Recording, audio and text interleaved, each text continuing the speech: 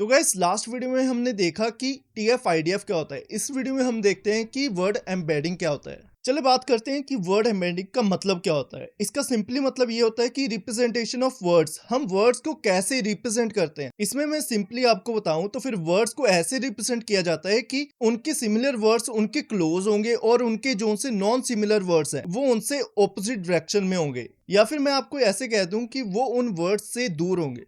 तो इसी चीज को समझाने के लिए मैं एक ग्राफ का यूज कर रहा हूं जिसमें एक एक्स एक्सिस है और एक वाई एक्सिस है। तो इसमें हमने तीन वर्ड्स ले लिए हैं, लव, लवर और हेट। यहाँ पे जो से लव और लवर है इन दोनों को मैंने ब्लू से रिप्रेजेंट किया है और हेट को रेड से। ये आपको पता ही होगा कि लव और लवर जो से एक दूसरे से सिमिलर वर्ड्स है, इसी वजह से ये एक दूसरे के काफी ज्यादा क्लोज है। और जो सा हेट वर्ड है वो इन दोनों वर्ड से काफी ज्यादा दूर है। मतलब यहाँ पे आप देख सकते हैं लव और लवर फर्स्ट क्वाड्रेंट में और हेट सेकंड क्वाड्रेंट में लाई कर रहा है। आई होप आपको पता लग गया होगा कि वर्ड एम्बेडिंग क्या होती है। अब हम देख लेते हैं इसके टाइप्स कौन से होते हैं। पहली टाइप है इसकी फ्रीक्वेंसी बेस्ड वर्ड एम्बेडिंग और दूसरी टाइप है इसकी प्रेडिक्शन बेस्ड वर्ड एम्बेडिंग। जो सी फ्रीक्वेंसी बेस्ड वर्ड एम्बेडिंग है उसके फर्दर तीन टाइप्स हैं जो कि हम पढ़ चुके हैं, one hot encoding, bag of words and TF IDF. अब जो हम पढ़ने जा रहे हैं प्रेडिक्शन बेस्ड वर्ड एम्बेडिंग, उसमें एक टाइप है वर्ड टू वेक्टर। जैसे ये नाम से क्लियर है, ये वर्ड टू वेक्टर कन्वर्ट हो रहा है। अब हम देख लेते हैं कि bag of words and TF IDF जो से हमने पढ़े हैं वो वर्ड टू वेक्टर से कैसे डिफरेंट है। इन दोनों में जो सा सबसे बड़ा डिफरेंस है वो है सिमेंटिक मीनिंग का। जैसे कि आपको पता ही है कि बैग ऑफ वर्ड्स और टीएफ आईडीएफ सिमेंटिक मीनिंग हमें नहीं प्रोवाइड करता, वही वर्ड टू वेक हमें सिमेंटिक मीनिंग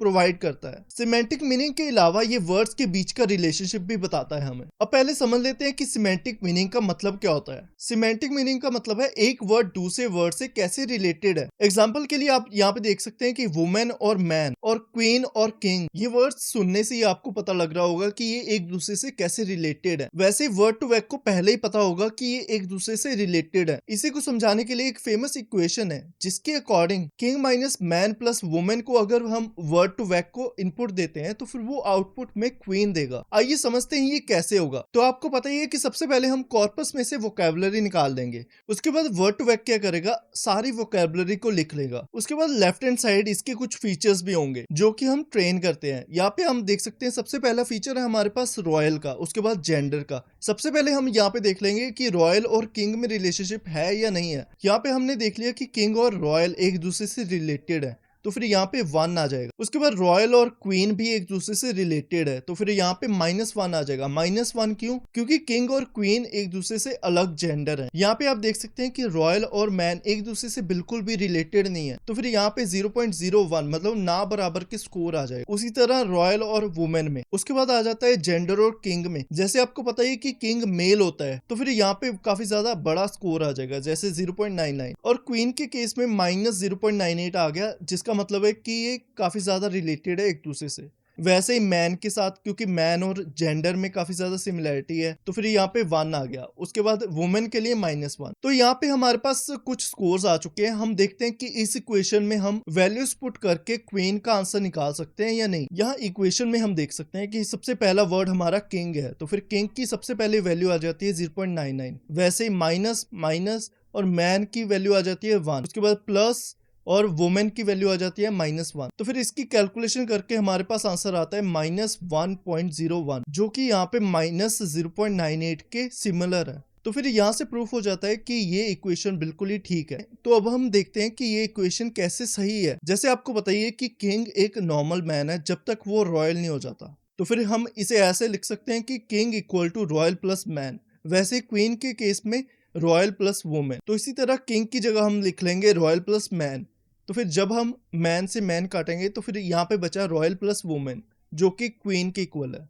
तो ये तो बात होगी दो वर्ड्स के बीच के रिलेशनशिप की। अब बात करते हैं कि इन दोनों वर्ड्स के बीच का डिस्टेंस कैसे फाइंड आउट करेंगे हम। यहाँ पे आप देख सकते हैं कि XY प्लेन में हमारे पास 2 पॉइंट्स हैं। इन दोनों के बीच का डिस्टेंस हमने फाइंड आउट करना है। तो फिर इसके लिए हम क्या करेंगे, 1 माइनस कोसाइन सिमिलरिटी। तो फिर कोसाइन सिमिलरिटी को निकालने के लिए हम ये फॉर्मूले का यूज करते हैं जिसमें कोस थीटा, मतलब थीटा क्या है, इन दोनों के बीच का एंगल। जो से भी कोसाइन सिमिलरिटी आएगी उसको हम 1 से माइनस कर लेंगे और उसके इन दोनों के बीच का डिफरेंस आ जाएगा हमारे पास। ये तो बात होगी कोसाइन सिमिलरिटी की। अगर आपको ये डिटेल में पढ़ना है तो फिर इसका लिंक आपको आई बटन में मिल जाएगा। इसके बाद बात आती है वर्ड टू वेक के टाइप्स की। इसकी पहली टाइप होती है सीबो, जिसकी फुल फॉर्म है कंटिन्यूअस बैग ऑफ वर्ड्स। मैं आपको बता दूं वर्ड टू वेक दो टाइप के मॉडल के साथ आता है। पहला मॉडल हमारा आता है प्री ट्रेन्ड डाटा सेट के साथ, जैसे गूगल ने अपना डाटा सेट पूरा ट्रेन किया हुआ है, और दूसरा हमारा आता है जिसको हम खुद ट्रेन करते हैं। तो सबसे पहले हम एक अपना ही मॉडल ट्रेन करते हैं, जिसमें सबसे पहले हमारे पास कॉर्पस है एक, जिसमें डाटा है हमारे पास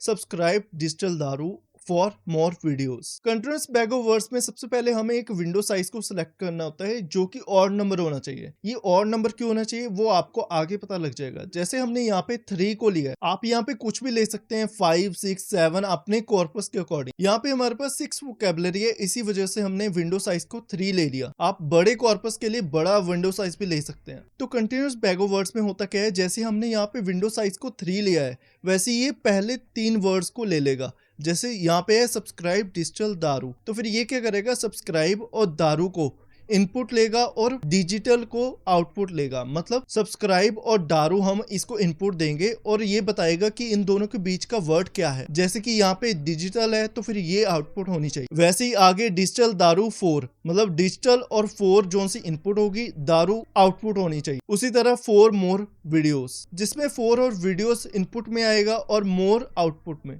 अगले स्टेप में हर एक वोकैबुलरी का 1 हॉट एनकोडिंग हो जाएगा। जैसे सब्सक्राइब सबसे पहला वर्ड है तो फिर पहले 1 आ जाएगा, बाकी 0। वैसे ही डिजिटल सेकंड वर्ड था, यहाँ पे 1, बाकी सारे 0। दारू भी ऐसे ही सबकी 1 हॉट एनकोडिंग हो जाएगी। 1 हॉट एनकोडिंग होने के बाद इसका एक आर्टिफिशियल न्यूरल नेटवर्क बनेगा, जिसमें एक इनपुट लेयर होगी, हिडन लेयर होगी और आउटपुट लेयर होगी। अगर आपको नहीं पता कि आर्टिफिशियल न्यूरल नेटवर्क क्या होता है, तो फिर मैं आपको एक बेसिक सी डेफिनेशन दे देता हूँ, जिसमें यहाँ पे हमारे पास एक इनपुट लेयर होती है, एक हिडन लेयर होती है और एक आउटपुट लेयर होती है। जिसमें इनपुट लेयर में क्या होता है, एक इनपुट देते हैं जिसको हम एक वेट असाइन करते हैं। जैसे यहाँ पे हमारे पास 2 इनपुट है तो फिर यहाँ पे 2 वेट असाइन होंगे। उसके बाद हिडन लेयर में सारी कैलकुलेशन होगी, उसके बाद एक आउटपुट मिलेगी हमें। उसके बाद हमें एक आउटपुट मिलेगी जो कि आउटपुट लेयर में होगी। इसमें हम जो सी हमारी आउटपुट आई है न्यूरॉन से, उसको हम रियल वैल्यू, मतलब जो सी रियल आउटपुट होनी चाहिए जो कि इनपुट का असली आंसर है, उससे कंपेयर करेंगे। कंपेयर करने के बाद हम देखेंगे कि दोनों के बीच का डिफरेंस कितना है, मतलब उसका लॉस फंक्शन हम फाइंड आउट करेंगे। और यहाँ पे हम देख लेंगे कि इसका लॉस फंक्शन क्या है। तो अगर इसका लॉस फंक्शन ज्यादा होगा तो फिर बैकवर्ड प्रोपोगेशन अप्लाई होगी। बैकवर्ड प्रोपोगेशन में क्या होगा, इसके वेट्स फिर से चेंज हो जाएंगे और उसी तरह इनपुट के साथ इसको मल्टीप्लाई होगा, यहाँ पे सारी कैलकुलेशन होगी और उसके बाद एक और आउटपुट आएगी। उसके बाद दोबारा से कंपेयर होगा,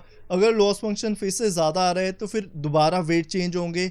ये सारा प्रोसेस चलता रहेगा जब तक लॉस फंक्शन मिनिमम नहीं आता। लॉस फंक्शन मिनिमम का क्या मतलब है, जो सी हमारी प्रिडिक्शन है वो रियल आउटपुट से कितनी ज्यादा सिमिलर है। वैसे हम यहाँ पे आ जाते हैं, यहाँ पे इनपुट लेयर में हमारे पास सबसे पहले सब्सक्राइब और दारू होगा। इनपुट लेयर की हर एक नोड हिडन लेयर की हर एक नोड से कनेक्टेड होगी। जैसे यहाँ पे आप देख सकते हैं कि यहाँ पे सब्सक्राइब का जो सा 1 है ये पहले नोड से कनेक्टेड है। इसी तरह सब्सक्राइब के सारे नोड सेकंड से भी कनेक्ट होंगे और थर्ड से भी। इसका क्या मतलब हुआ कि सब्सक्राइब के सारे नोड्स हिडन लेयर के सारे नोड से कनेक्टेड है और इन दोनों लेयर के बीच में जो सा कनेक्शन है वो 6x3 होगा। वैसे ही दारू की हर एक नोड हिडन लेयर के हर एक नोड से कनेक्ट होंगी, जिसकी वजह से इन दोनों के बीच की कनेक्शन 6x3 हो गया। तो फिर यहाँ पे हमारे पास 6x3 18 कनेक्शन और यहाँ पे भी 18 कनेक्शन हो गए। तो फिर इसका मतलब 18 + 18 32 कनेक्शन है इनपुट लेयर और हिडन लेयर के बीच में, और हिडन लेयर में सारी कैलकुलेशन होगी। और जब सारी कैलकुलेशन हो जाएगी तो फिर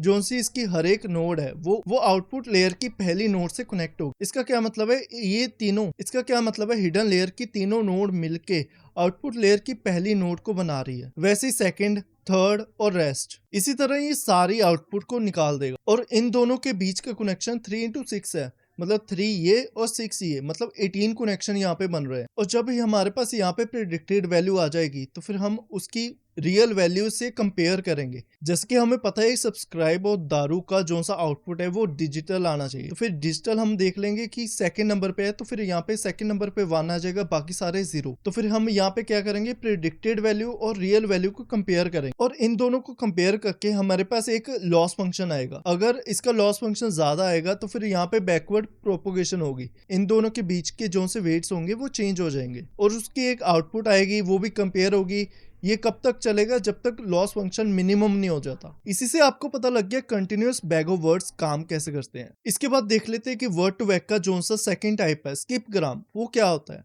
जैसे आपने कंटिन्यूअस बैग ऑफ वर्ड्स में देख लिया कि इनपुट हमारी मल्टीपल वैल्यूज होती हैं और आउटपुट हमारी सिंगल वैल्यू होती है। मतलब जो से हम इनपुट देते हैं वो बहुत ज्यादा होती है और आउटपुट काफी कम आती है। तो फिर इसी का उल्टा है स्किप ग्राम, जिसमें हमारी आउटपुट काफी ज्यादा होगी और इनपुट हम बहुत थोड़ी सी देंगे। जैसे हमने यहाँ पे डिजिटल दिया तो फिर ये इसके आगे और पीछे के वर्ड्स को प्रिडिक्ट करेगा। जैसे हमने यहाँ पे इनपुट लेयर में डिजिटल को दिया और कंटिन्यूअस बैग ऑफ वर्ड्स की तरह इसकी सारी नोड्स हिडन लेयर की सारी नोड्स से कनेक्ट होंगे और इनपुट लेयर और हिडन लेयर में जो सा कनेक्शन है वो बनेंगे 6x3, मतलब 18 कनेक्शन बनेंगे। उसके बाद हिडन लेयर में सारी कैलकुलेशन होगी। उसके बाद हिडन लेयर की सारी नोड्स आउटपुट लेयर की सारी नोड्स से कनेक्ट होंगे। जैसे जब हिडन लेयर की सारी नोड्स पहले वर्ड से कनेक्ट हुई तो फिर इनमें कनेक्शन बना 3x6 का, मतलब ये कंटिन्यूअस बैग ऑफ वर्ड से बिल्कुल ही उल्टा है। तो जो आउटपुट लेयर में हमारे पास प्रेडिक्टेड वैल्यू आ चुकी है वो रियल वैल्यू से कंपेयर करेंगे और उसका लॉस फंक्शन फाइंड आउट करेंगे। अगर लॉस फंक्शन ज्यादा है तो फिर वही बैकवर्ड प्रोपोगेशन होगी और उसमें वेट्स चेंज हो जाएंगे और उसके बाद दोबारा प्रेडिक्टेड वैल्यू आएगी, वो कंपेयर होगी, लॉस फंक्शन फाइंड आउट होगा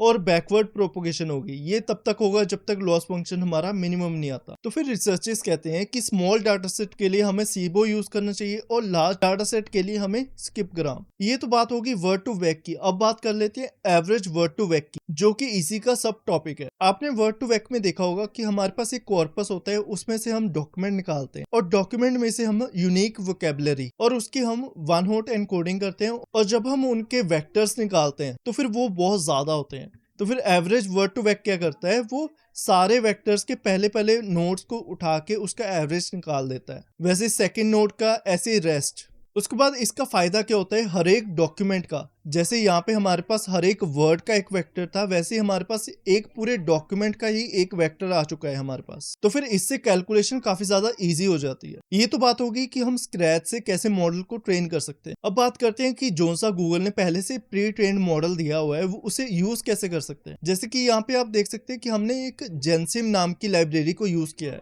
आप उसे इंस्टॉल कर लीजिए, उसके बाद उसे इंपोर्ट करके उसके बाद पूरे मॉडल को डाउनलोड कर लेंगे। तो फिर आप इस मॉडल को यूज करके काफी सारे वर्ड्स को एक्सेस कर सकते हैं। जैसे कि हमने यहाँ पे लिखा है word to vec model dot most similar, मतलब गेम्स वर्ड के जो सा सबसे ज्यादा सिमिलर वर्ड होगा वो हमें दे देगा। यहाँ पे आप वर्ड देख सकते हैं गेम, जो कि 76% सिमिलर है, और मैचेस, कॉन्टेस्ट एक्सेट्रा। इस मॉडल को हम आगे भी यूज करेंगे। उससे पहले हम देख लेते हैं कि ये 3D डिमेंशन में कैसे दिखता है। तो फिर यहाँ पे आप देख सकते हैं कि मैं टेंसरफ्लो की एक वेबसाइट पे आ चुका हूँ, जिसमें आप काफी सारे वर्ड्स देख सकते हैं जो कि पहले से प्री ट्रेंड है। यहाँ पे आप वर्ड को सर्च भी कर सकते हैं, जैसे मैंने यहाँ पे लिखा है लव। तो फिर यहाँ पे मेरे पास लव से मैचिंग काफी सारे वर्ड्स आ चुके, जो कि मैं आइसोलेट करके भी देख सकता हूँ। जैसे यहाँ पे लव है, लवर है, लवर्स है, ऐसे ही आप कोई भी वर्ड यहाँ पे सर्च कर सकते हैं। यहाँ पे और भी काफी सारे ऑप्शंस है, आप इसको एक्सप्लोर कर सकते हैं। इस वेबसाइट का लिंक मैं आपको डिस्क्रिप्शन में दे दूंगा, आप वहां से एक्सेस कर सकते हैं। ये तो बात होगी वर्ड टू वैक की। अगर आपको नहीं पता लगा कि आर्टिफिशियल न्यूरल नेटवर्क क्या होता है तो फिर उसकी वीडियो का लिंक आपकी स्क्रीन पे आ रहा होगा, आप उसे क्लिक करके देख सकते हैं।